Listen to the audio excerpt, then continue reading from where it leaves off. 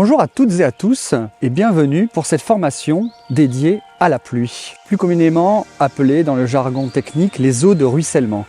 Alors je fais attention là où je marche parce que vous voyez, je suis en pleine nature, je suis dans le Var. Nous allons aborder aujourd'hui la formation sur tous les domaines qui touchent à ce métier.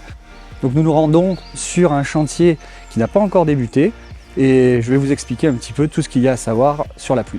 Nous allons donc aborder aujourd'hui l'un des plus gros problèmes 2023 et probablement pour les années à venir encore. Pour le sujet que nous allons aborder, nous avons le fournisseur Graf qui propose une offre complète pour la régulation, l'infiltration et le stockage et récupération des eaux de pluie. La première question que nous devons nous poser, c'est pourquoi nous devons gérer les eaux pluviales.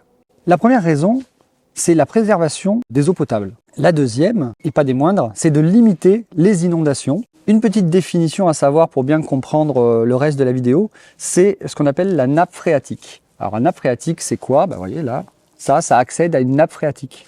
C'est-à-dire que dès qu'on va commencer à creuser, vous pouvez avoir de l'eau accessible qui peuvent être problématiques selon le système de fosse ou de cuve que vous allez poser.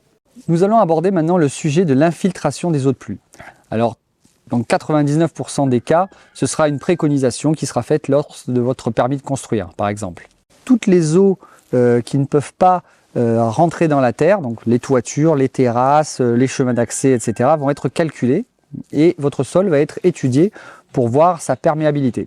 Selon, on va vous préconiser finalement un bassin de rétention pour recueillir toutes ces eaux au fur et à mesure et ça va s'infiltrer naturellement dans le sol. C'est calculé pour ça.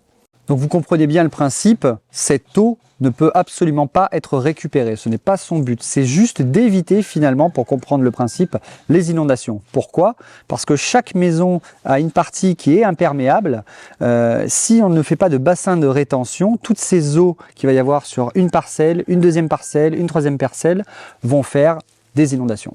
Pour simplifier, nous allons prendre un dicton qui est relativement connu, ce sont les petits ruisseaux qui font les grandes rivières.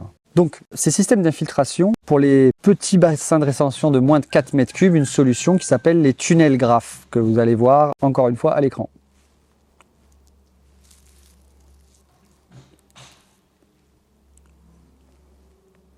Dès que nous passons sur des volumes supérieurs à 4 mètres cubes, nous allons avoir des bassins donc forcément plus grands qui vont être adaptés. C'est des petites cagettes qui peuvent être empilables pour arriver à la hauteur désirée et qui vont pouvoir se coller les unes après les autres et vont infiltrer l'eau directement qui va arriver dans le sol. On creuse un trou de la superficie qui aura été préconisé au préalable par le bureau d'études. On va mettre un lit de gravier, rajouter tous ces cagettes par-dessus, sur lequel on va rajouter du géotextile et on pourra remblayer par-dessus.